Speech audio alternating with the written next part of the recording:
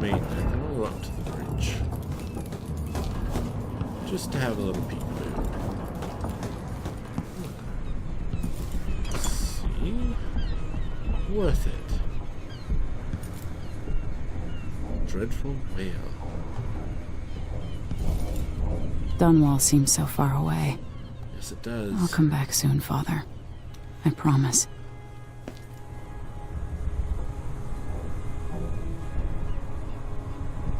Dreadful Vale Accounting. 6th, Songs. Out 32 coins, docking and late fee, I'm telling her. 8th, Songs. Out 25 coins, ferrying cargo at night, Piccolo and Tate. 8th, Songs. Out 50 coins, crust removal and hull, shipyard. 9th, Songs. Out 20 coins, new sextant, Carberry establishment. 10th, Songs. Out 5 coins, gave out coins, Mudlarks. Gave out coins? 10th, Songs. Out 25 coins, chicken, potatoes, oil, market. 12th, Songs. Out 10 coins, Anton's seasick pills, apothecary on Swain. Songs. 13th, Songs. Out 25 coins, matches, length of rope and trader company. 16th, Songs. Out 40 coins, night ferry of cargo, Piccolo and Tate. 17th, Songs. In 6 coins, sold rockfish, fishmonger Raoul. 19th, Songs. Out 12 coins, barrels of oil, slime removal, shipyard. 21st, Songs. Out 20 coins, mutton, carrots, potatoes, market. Huh. Alright. Let's go out here. Apparently I can dive off into the dingy water. Oh, so we're still... There's something down there. Ah, we haven't made shore yet. Anchor, I see. Is there anything up top? The tippy top? Seem not.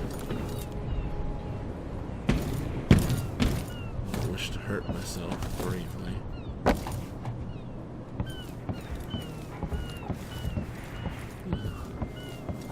Little observation deck. Right. Let's take a quick peek on deck. Cargo. The jewel of the South. My father's birthplace. Target practice, perhaps? No better mean, eh? Ah. Don't need any more pistol ammo. Reflection on my journey to the Palasian continent 4. 2 dead on our first day on the continent, but the new world was not sated and would have no more. None other than the captain himself. His group had found a cluster of small rodents, much like rabbits or prairie moles. The lure of fresh meat provided too much a temptation for our good captain, who had dined on scant fish and the same rations as the crew all these dreary months. He was able to grab one of the creatures with his bare hands, but the docile beasts were not so tame after all. Having allowed the captain to pick it up, the creature became enraged and delivered several stings from a gland hidden in its tail. The captain complained of heat and itching where the stings had penetrated, but insisted they press on. He died of asphyxiation within a quarter hour.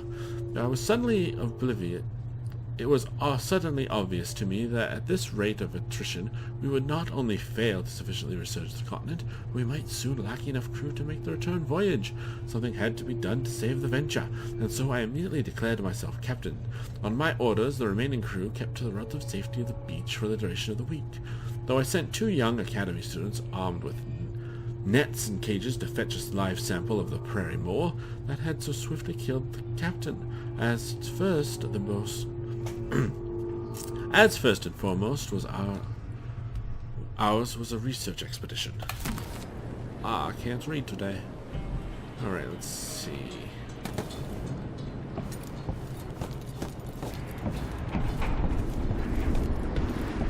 Nothing here. Whaling ship with a whale. What the hell? No. Yes.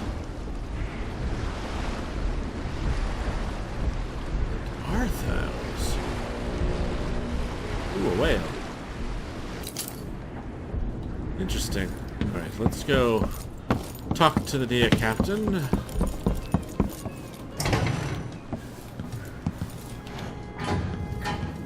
And get on our way. You're up. Yes, hello. When you're ready to talk, I'll tell you what I know. Oh, okay. Mind if I snoop a bit first? Kitchen. Don't need empty bottles. Don't need the chopper.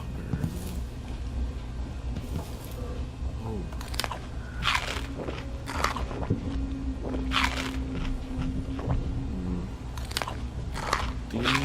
Delicious. And I fed myself.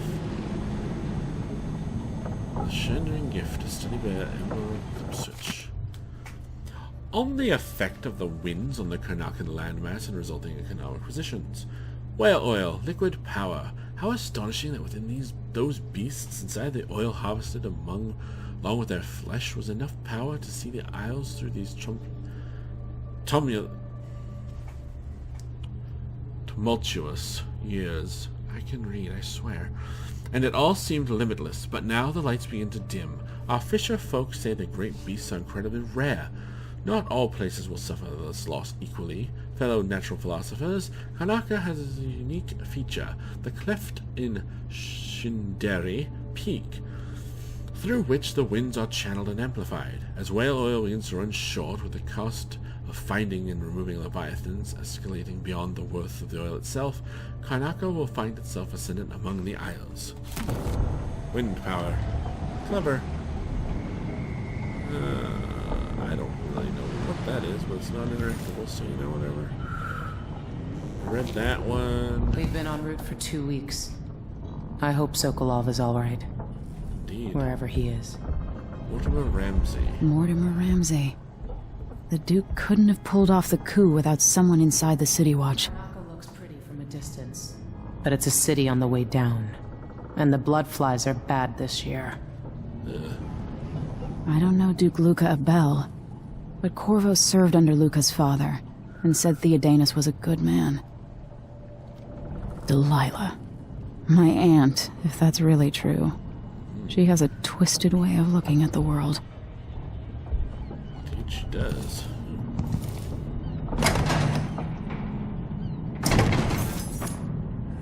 I do not have the ability to do that yet.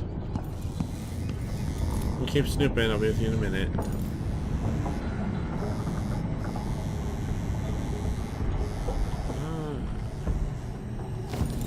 Oh. Someone was having a little game of cards. Blood of the Abel House. Chapter 4, Introduction. This chapter will focus on Edith Abel, steward of Cairo. With sword in hand, she swept the marshes of raiders, sacrificing her life for Serconus. We will provide newly uncovered insights into the exploits of Rabenos Abel, who built the ornate wooden bridges of Sargato. Follow along as we map out the expansions occurring under the Abels, through which trade routes to the other isles were established, bringing riches to the nation-state. Even as waves of settlers continue to join Serconos from Morley, the Abels balanced growth against Serconan culture. In later chapters, we will detail the times of Theodanus Abel, true son of Serconos. Brave and benevolent, he united the East and West as no other before him. Even the rowdy people of Bastilion swore loyalty to him. One isle, one Serconos, united under House Abel. Lastly, we will settle on Luca Abel, who rules today, partaking in feasts and merriments of all kind, bringing joy to our fair isle. Yeah. Sure he does. Delilah. Why is this here? It's Delilah. Anton started it just before he was taken. They've got history, but he wouldn't say more. Huh. Interesting. Take those.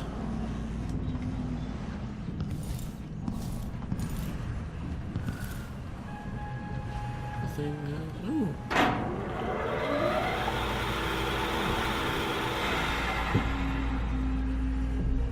Was that would attract someone's attention. Ah, Sokolov's lab. Blood flies. Nasty critters. Dearest Emily, or must I say, I'll always miss my lessons with Anton Sokolov. He made so many clever devices during my mother's time. concerns the murders happening across the... Sorry, I interrupted you. Dearest Emily, or must I say, your Imperial Majesty, I have something that you and Corvo must hear at the first opportunity. It concerns the murders happening across the Empire, committed by this so-called Crown Killer. When I left Bristol years ago, I swore I'd never again take part in any further political matters. I've done my share of bad things, and some good, before and after the Rat Plague.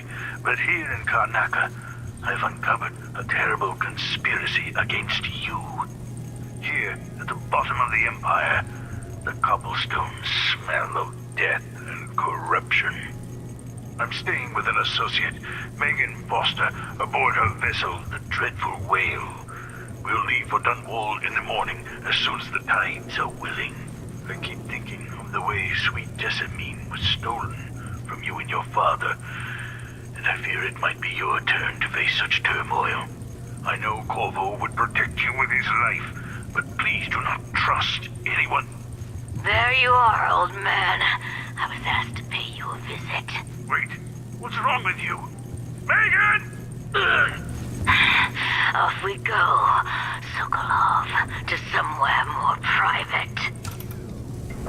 Interesting. It's not good at all. Right. Why can't an old man enjoy his last years in a warmer climate with good wines and spicy foods without stumbling into another nest of aristocratic vipers eager to coil around the heart of this empire? As I've learned more each week for months now, I found my mind turning over the movements beneath the surface here in Karnaca. Duke Luca Ebel and some inner circle that even seems to include Captain Mortimer Ramsey and the Dunwall City Watch, a betrayal that boggles the mind. How many others are involved? They aim their venom at our dear Empress, young Emily, that which is certain. But when will they strike, and how? Do I dare spend another month gathering stray bits of esoteric information, linking it together with what we already know? Can we even afford another week?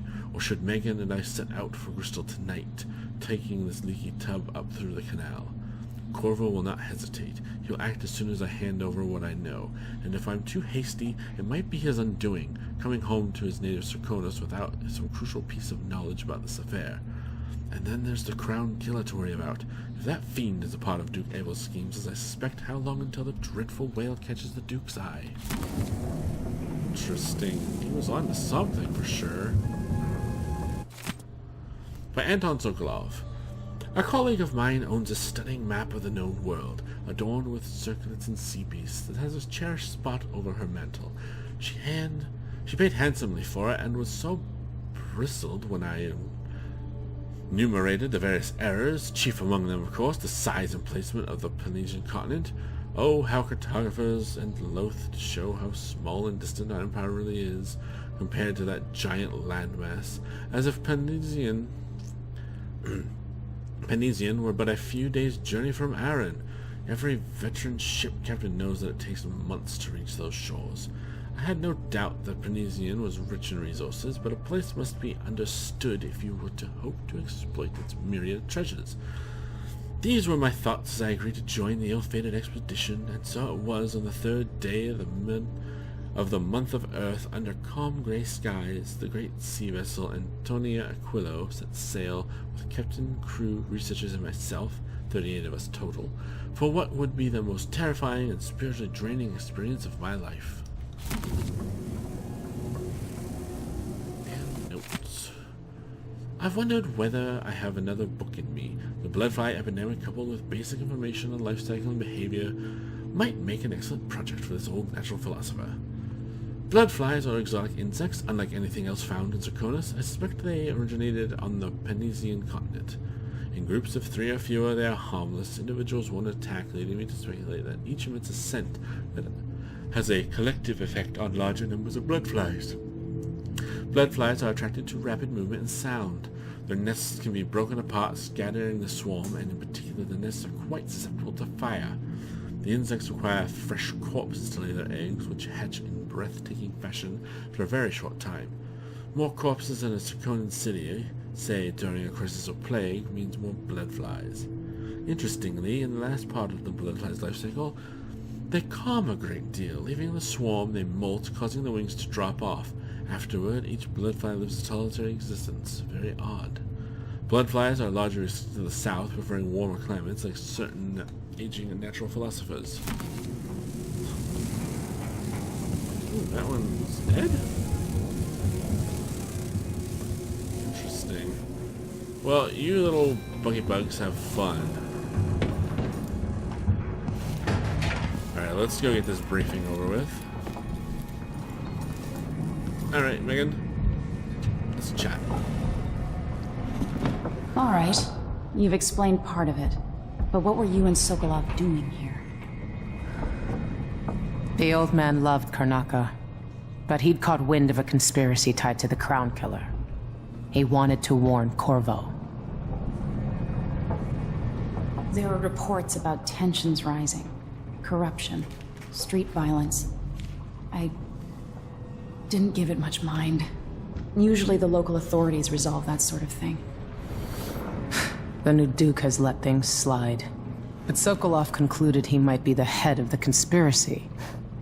He came in looking shocked, and if you've heard his after-dinner stories, you know that's unusual.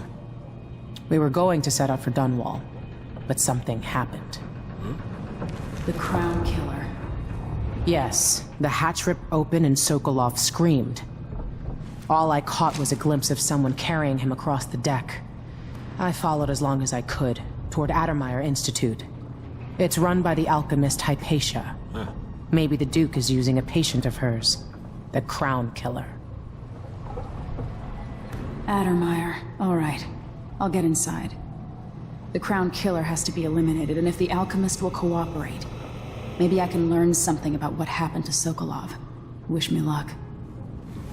If you need my luck, Sokolov's as good as dead. When you get done at the Institute, disable the watchtower. Once it's down, I'll bring the boat around.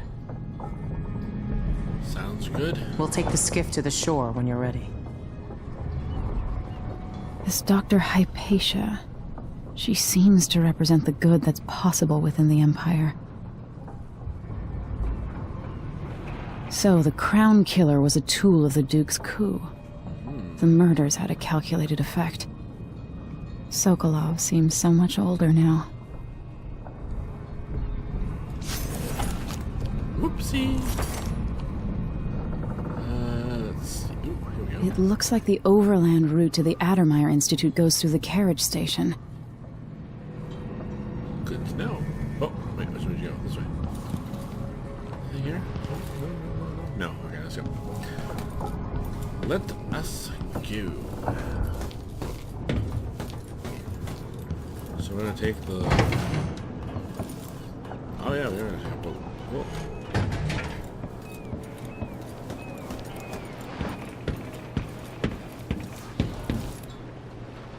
What is back here? Rats.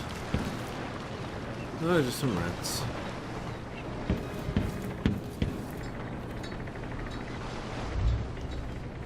Ready for me to drop you at the docks?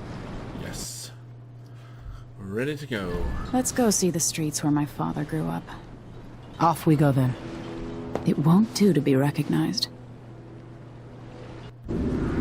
I'd take you to Addermeyer by boat, but security's too tight. The That's Grand fine. Guard have a watchtower there. Go inland and use the carriage station. Sounds good. Before his death, the old Duke of Serkono spent decades building up Karnaca. After Duke Luca Abel took over, he started draining the wealth out of the city as fast as he could. Bastard. Orgies and week-long feasts. Having more fun here than we were in Dunwall, it seems. Watch yourself on the way to Addermeyer. Okay. The Duke's given the Grand Guard run of the city. Strangers get attacked on sight. Gotcha. I'll keep my head down. This is a good spot. Reach Adamire, take out the Crown Killer, and find out where Sokolov was taken. Gotcha. The alchemist, Hypatia. She'll help if she can. Sokolov likes her. Okay. I'll see you later at Addermire. Just wait to bring up the boat until after I've disabled the watchtower. Oh. That's gross. Shouldn't be